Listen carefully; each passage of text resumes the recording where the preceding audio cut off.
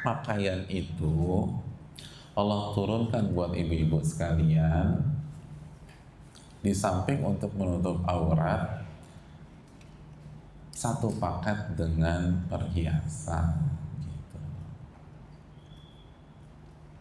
Jadi sebenarnya nggak usah ditambah-tambah apa lagi, udah cocok tuh. Yang nggak boleh ibu overdosis gitu loh. Udah pakai hijab, pakai maskara lah, terus blush on lah, terus pakai bulu alis palsu, ini overdosis. Hijab ibu sendiri itu udah perhiasan, udah cocok, udah digituin deh. Mau yang pakai cadar atau yang enggak, asal hijabnya syari, udah jangan diapa-apain lagi gitu loh.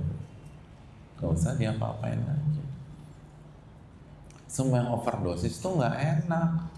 Jangankan perhiasan overdosis, sholat subuh overdosis nggak enak bu. Enak nggak bu sholat subuh 4 rakaat? Nggak enak, nggak sah, ibu dosa gitu. Jadi kalau sholat aja overdosis nggak enak, apalagi perhiasan.